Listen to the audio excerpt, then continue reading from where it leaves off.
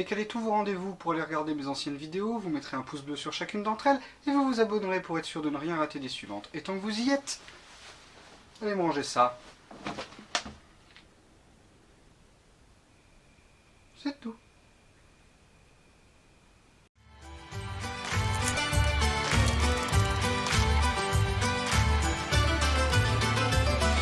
Les chroniques du lombric. Salut tout le monde, bienvenue dans cette nouvelle petite critique, j'espère que vous allez tous très bien. Aujourd'hui, on va parler du film Le Diable s'habille en Prada numéro 2, réalisé par David Frankel comme le premier, et sorti le 26 avril 2026 en France, chez nous, mangeurs de fromage, que nous sommes. Il est donc la suite directe du premier film Le Diable s'habille en Prada, qui était aussi réalisé donc par David Frankel et qui est sorti en 2006, il y a 20 ans. Et ici, on suit donc l'histoire de Miranda Priestly, qui est toujours à la tête de Runway Magazine, et qui se retrouve en fait dans un petit scandale, puisqu'ils ont attribué un peu de crédit à une entreprise qui fabriquait des vêtements, mais de très mauvaise qualité, en exploitant des minorités.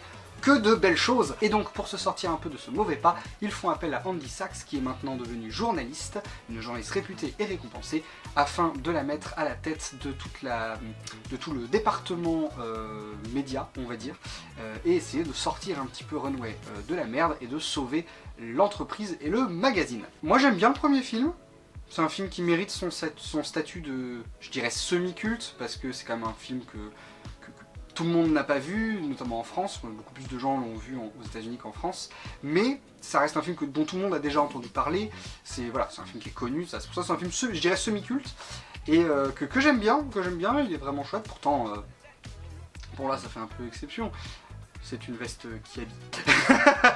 Mais voilà, moi la mode c'est pas du tout mon truc, c'est pas un univers qui m'intéresse du tout, mais le premier film est très très chouette, et ce deuxième,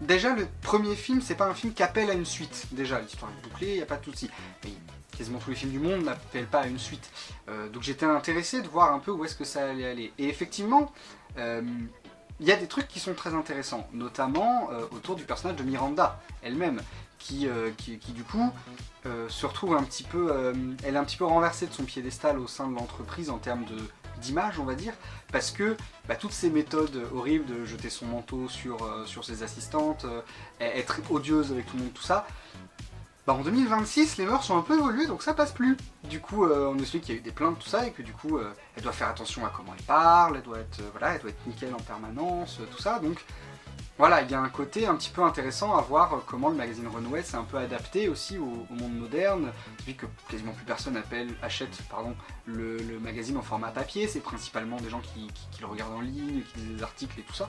Donc voilà, c'est intéressant pour voir comment ça a évolué en fait avec son temps. Mais le film, il est quand même bien inférieur au premier, quand même. Notamment pour un truc qui est pour moi le truc principal que ça va pas. Ce qui fait que le premier film est devenu un film semi-culte, que tout le monde en a entendu parler, tout ça. Miranda Priestly. Pourquoi Miranda Priestly a fait de ce film un film semi-culte?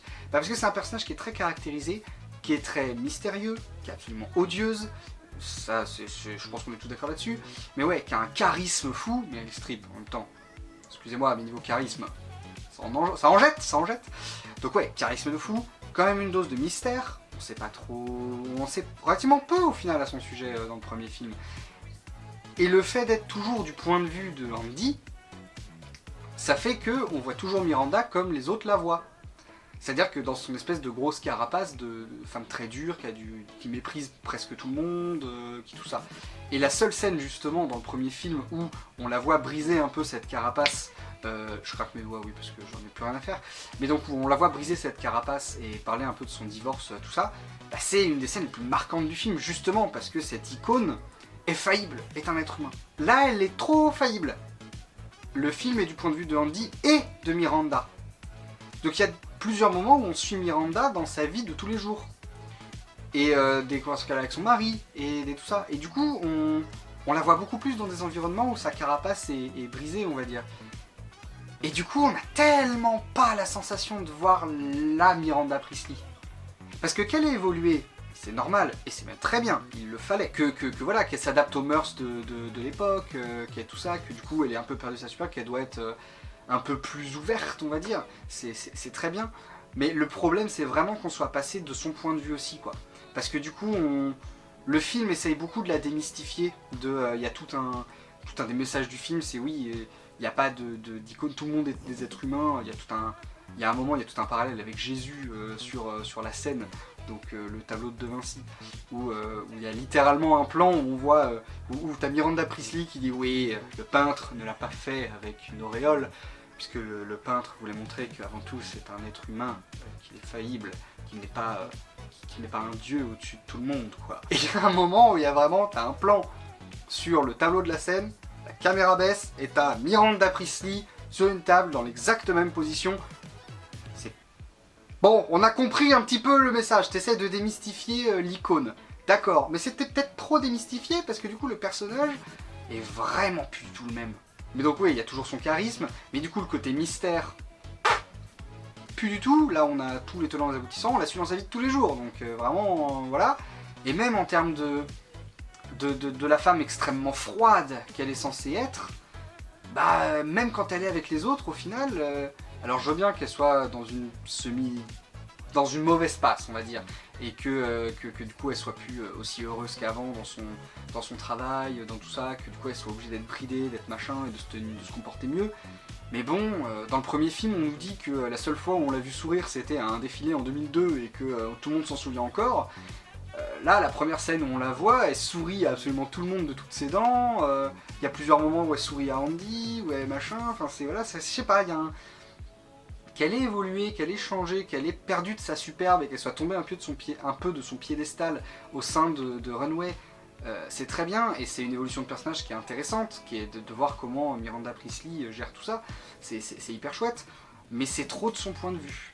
Surtout quand, à contrario, Andy, qui est censée être la protagoniste qu'on suit, au sein de Runway, au final, elle essaye de... Son arc, en fait, est un peu... Au sein de Runway, parce qu'il y a des trucs qui se passent à côté, mais au sein de Runway, c'est un peu la même chose, c'est... il faut regagner... Là où dans le premier film, c'était gagner la confiance de Miranda, là, dans celui-là, c'est regagner la confiance de Miranda, parce que Miranda ne se souvient pas d'elle. Bref, et donc il faut regagner la confiance, donc il va falloir se démener pour faire des bons articles, qui soient lus, et qui machin, et tout ça. Donc son arc au sein de Runway, c'est vraiment le même. Donc, pas hyper intéressant. Et l'arc qu'elle a à côté, c'est à côté de Runway, c'est vraiment une romance. Oh, vraiment, mais le truc cliché de chez cliché. Enfin, vraiment, c'est pour le coup, la romance, c'est...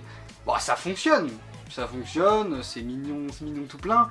Mais bon, c'est vraiment un truc c'est très cliché. C'est vraiment romance de base de film romantique, quoi. Donc, pas très intéressant de ce côté-là. Donc au final, Andy, qui est censée être la protagoniste du film, ça n'a jamais été le personnage le plus intéressant, parce que ça a toujours été évidemment Miranda, parce que justement elle était cette icône hyper froide et qu'on voyait toujours du point de vue de Andy, qui est la seule dans tout Runway à pas l'aduler, et qui du coup la voit comme elle est réellement, c'est-à-dire un être humain absolument odieux et qui voilà, parce qu'elle connaît pas son palmarès, son pédigré. Bah là du coup, comme ces arcs sont vraiment... soit extrêmement cliché vu 10 milliards de fois, soit déjà vu dans le premier film, bah c'est pas très intéressant à regarder. Andy, on se fait un peu chier avec elle. Miranda, on la voit trop et elle est trop émotive, donc t'as plus du tout l'impression de voir le même personnage. Ah, c'est dommage parce qu'on passe tout le film avec eux. Et les autres persos, il y a Emily qui revient et qui est toujours la même. Pour le coup, elle n'a pas changé, là où la fin du premier film... disait que peut-être elle allait un peu, vu que, je me permets de spoiler, elle est vraiment le premier film, hein, il a 20 ans, si vous avez regardé la critique du Diable s'habille en Prada 2, j'ose espérer que vous avez vu le 1, donc je spoil le premier, je me permets, vous m'excuserez. Mais donc à la fin, quand après le défilé de Paris, Andy lui envoie du coup toutes les robes qu'elle a pu choper, bon bah ça induisait peut-être que, dans sa réaction, dans tout ça, que Emily elle allait un peu évoluer, et peut-être un peu moins... juger les gens très vite et les prendre de haut, même si elle est restée quand même un peu une connasse, mais qu'elle allait un petit peu apprendre d'humilité. Là pas du tout, elle est vraiment limite encore plus une connasse que dans le premier, il faut le faire, et bah, du coup elle a pas vraiment évolué, on la voit pas énormément, elle est toujours... Ce qui caractérise Emily, ça a toujours été l'ambition, là pour le coup on l'a très bien le côté ambitieux, mais c'est lié à un autre personnage, un autre élément que je vais aborder un peu après, qui est pas non plus hyper intéressant et qui va pas trop quelque part. Donc voilà, donc c'est pas chez Emily qu'on va trouver un peu de quoi manger. Alors il reste Nigel, qui est toujours au top. Wow. Dans le premier, c'est mon personnage préféré, il est hyper attachant, il est très caractérisé, très tout ça, et en même temps c'est le seul mec qui est sympa avec chez Runway avec Andy, donc forcément on s'y attache. Là pareil, il est fidèle à lui-même.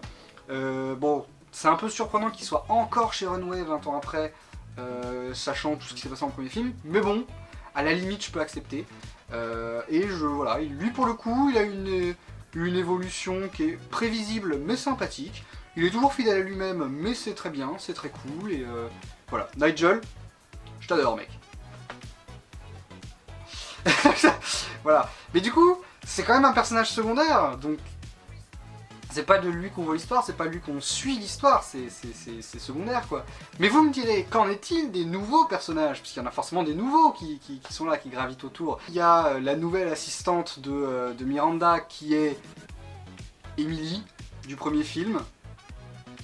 Voilà, et qu'on voit de toute façon clairement pas beaucoup, donc bon, c'est pas un personnage extrêmement marquant. Et puis c'est vraiment Emily du premier film, donc il y a vraiment pas beaucoup d'intérêt.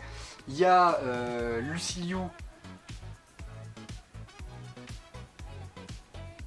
qui est là, qui est présente. Elle est là et elle a le mérite d'être là, mais bon, c'est pas là qu'on va chercher le plus d'intérêt. Et puis il y a Kenneth Branagh, qui est, je sais jamais comment ça se prononce, mais qui est notre Gilderoy Lockhart national, pas du tout, parce qu'il n'est pas du tout français, mais vous m'avez compris, qui joue donc le nouveau copain de Miranda, qui lui pour le coup est très touchant, très sympathique.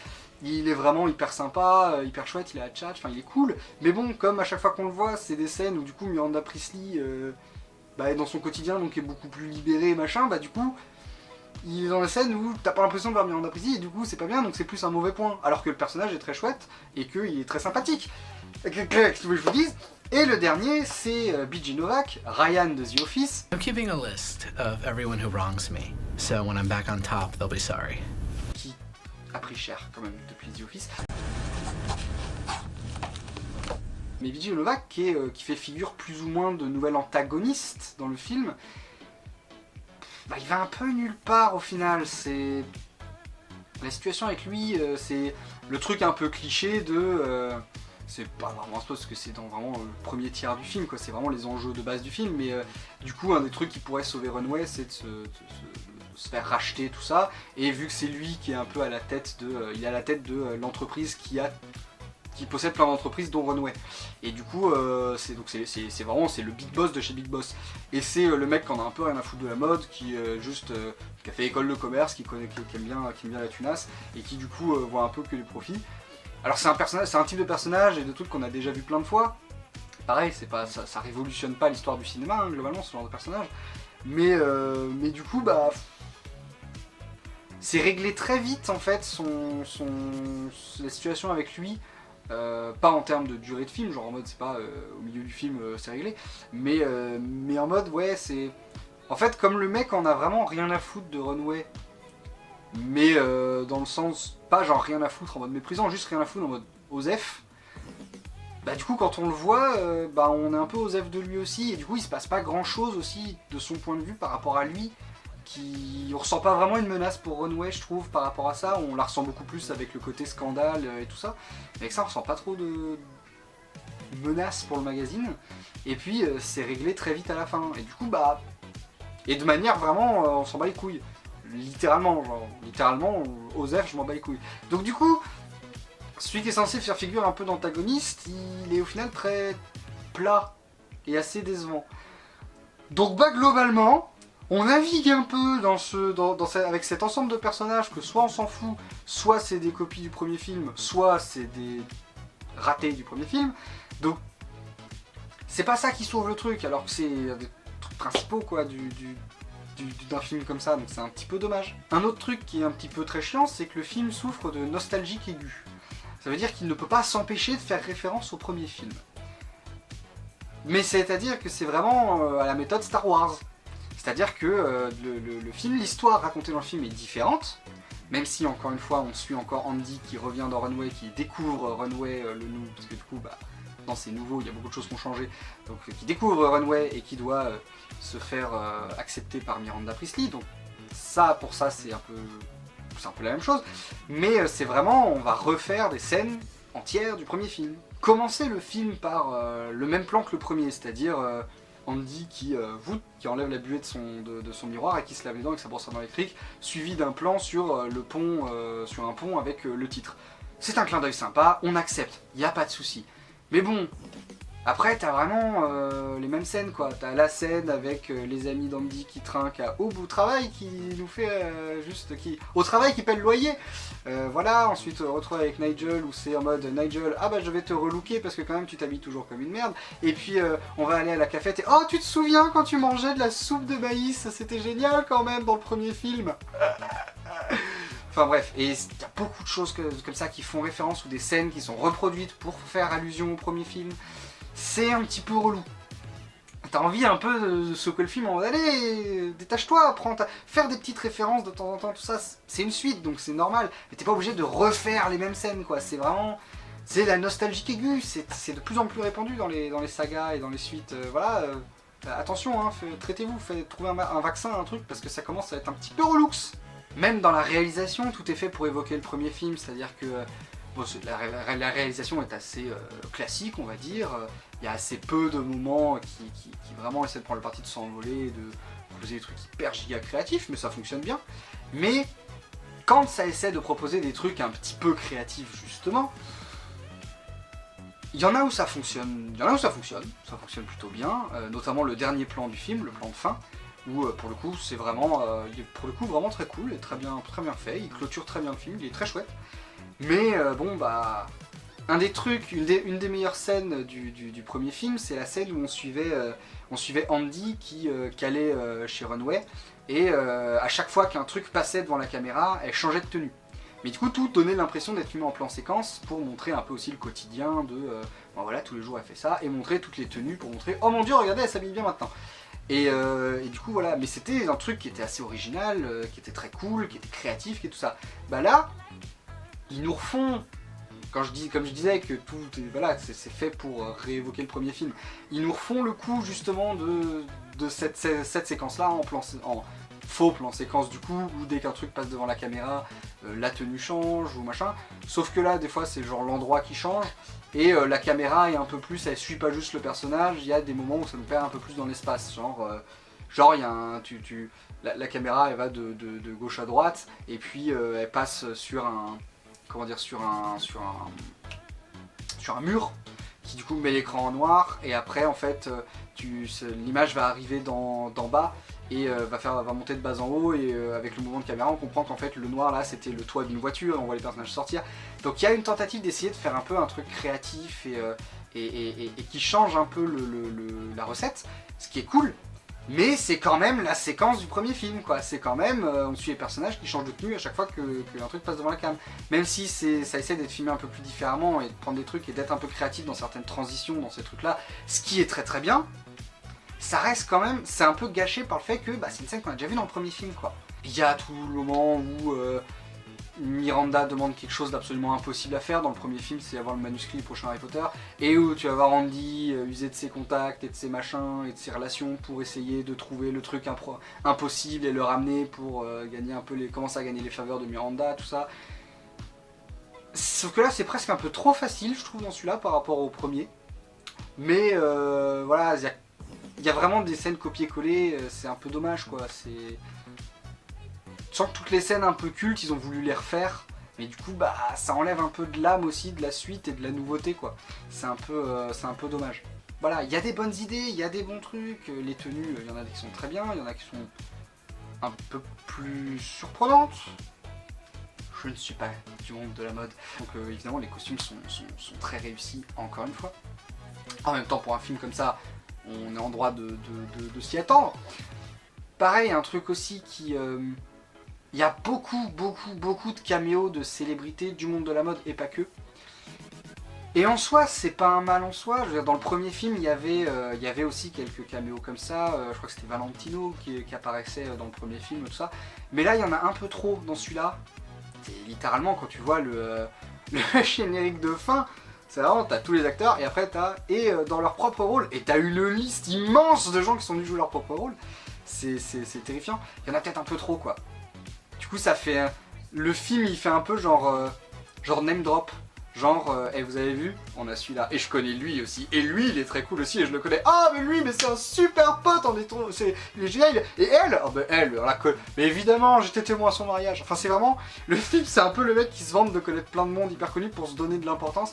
Là il y avait un peu ce côté-là, un peu une surabondance de gens connus, qu'en plus quand tu connais pas le monde de la mode et ces trucs-là, tu sais pas qui c'est, donc du coup tu passes complètement à côté, et la mise en scène insiste sur, regardez, il y a elle. Il y a elle à la terrasse du café en train de discuter avec Emily, et j'étais en mode, aucune idée de qui est cette personne. Je ne sais pas. Donc voilà, il y a peut-être un peu trop de caméos de tout ça, mais bon, ça fait partie du truc aussi. Voilà, on va pas regretter qu'il soit privé d'avoir tout ces gens-là, mais c'est peut-être un peu trop pour que ce soit vraiment aussi bien digeste, quoi. Oui, d'ailleurs, il y a quelques petits trucs en mode, du coup, les personnages. On voit qu'ils sont, comment ils ont évolué en 20 ans, il y a quand même eu 20 ans, donc voilà. On voit que Andy est toujours pote avec Lily, je crois qu'elle s'appelle, sa pote qui tient une galerie d'art, tout ça, donc c'est voilà. Mais il y a quand même des trucs un peu surprenants, notamment, je suis assez surpris que Nigel et Andy aient pas gardé contact après Runway. Parce qu'il est entendu que c'est la première fois qu'ils se voient depuis 20 ans. J'avoue que je suis un peu surpris, parce qu'ils étaient quand même plutôt proches et potes dans le premier film, et même si elle travaille plus chez Runway, je l'aurais bien vu continuer à garder un peu contact avec lui. Donc c'était un peu surprenant. Bref, le diable s'habille en Prada. Le diable s'habille en Prada, bien sûr. Bref, le diable s'habille en Prada 2. C'est pas un mauvais film, c'est pas une bonne suite. Si vous avez aimé le premier, vous pouvez quand même aimer le deuxième. Faut avoir vu le premier pour voir le deuxième, évidemment. Vous pouvez quand même y trouver votre compte. C'est quand même sympa à regarder. C'est pas un mauvais moment. Il y a des, comme je l'ai dit, voilà, il y a des bons trucs, il y a tout ça, mais voilà. C'est quand même, ça souffre un peu trop de, c'est un peu trop enfermé dans le premier. Et ce qu'ils ont voulu faire de Miranda, qui sur le papier est une très bonne idée, vraiment le fait d'être de son point de vue aussi, et ça a trop voulu la démystifier, et ça la montre trop dans des moments où on devrait pas la voir en fait, pour garder le côté Miranda, quoi. Donc c'est vraiment dommage, pour le coup c'est vraiment dommage. Voilà, pour moi c'est un film que j'ai pas détesté, je l'ai pas adoré non plus. En fait, c'est bizarre, mais en ressortant du film, j'avais vraiment pas la sensation d'avoir vu Miranda Priestly. Déjà, ce qui est quand même un problème pour un film Diable s'habille en Prada, mais surtout du coup j'avais vraiment pas l'impression que... genre, c'est un peu comme Toy Story 4, je vais peut-être faire lever des sourcils là-dessus, j'ai pas beaucoup aimé Toy Story 4, il y a des bons points mais j'ai pas beaucoup adoré, et globalement après le film je suis un peu en mode, alors c'est peut-être aussi mon côté fanboy con et aigri qui parle, mais du mal à le considérer comme canon. Canon, ça veut dire que ça existe dans l'univers. Concrètement, si on prend l'exemple de Star Wars, tous les films Star Wars, les séries, les machins, tout ça, c'est canon dans l'univers, ça s'est passé dans l'univers. Mais il y a plein d'histoires à côté, des bandes dessinées, des romans, tout ça, où il y en a certains que c'est considéré comme pas canon, ça veut dire que ça ne s'est pas passé dans l'univers. C'est des histoires, c'est comme des légendes, quoi. C'est comme, voilà, ça s'est pas vraiment passé dans l'univers. Bah là, Toy Story 4, Le Diable s'habille en Prada 2, c'est des films, je ressors de là, j'ai pas l'impression d'avoir vu un truc qui est canon. Parce qu'il y a des trucs trop différents du premier et trop... pour le Diable s'habille en Prada 2, ça essaie trop d'être enfermé dans le premier, mais Miranda Priestly est tellement différente que j'ai pas l'impression d'avoir vu le même personnage, et du coup c'est presque comme si j'avais lu une... Il y a un côté un peu fanfiction en fait. Fanfiction de quelqu'un qui s'est amusé à imaginer du coup le Diable s'habille en Prada 20 ans après, avec l'IA, avec Internet, avec tout ça, l'évolution des mœurs, tout ça. Donc c'est vraiment une fanfiction, quelqu'un qui aurait écrit une fanfiction de ça, mais tellement fan du premier film que peut pas s'empêcher de refaire en fait les grandes étapes du premier film, quoi, et re-raconter dans le fond en fait plus ou moins la même histoire. Et du coup, difficile d'avoir la sensation d'avoir vu une vraie suite, quoi. C'est vraiment un peu c'est comme une fausse suite, quoi. Donc c'est un peu dommage. Bref, si vous avez aimé le premier, vous pouvez quand même aimer le deuxième. Allez le voir si vous en avez envie. Et puis voilà, moi j'avoue, j'ai bien aimé, j'ai apprécié. Voilà, on va dire j'ai apprécié. mais c'est un petit 11 ou 12 quoi, pour la forme, parce qu'il y avait des trucs bien. Pour Nigel. Un petit 12 pour Nigel. 12 sur 1, voilà. Voilà, c'était à peu près tout ce que j'avais à dire sur Le Diable s'habille en Prada 2, j'espère que ça vous a plu. Comme d'habitude, votre avis en commentaire, ça m'intéresse beaucoup, et je suis sûr que ça intéresse plein de gens, donc n'hésitez pas à nous partager un peu ce que vous avez trouvé, pensé du film, tout ça. Et quant à moi, je vous dis à la semaine prochaine pour une prochaine critique, à plus!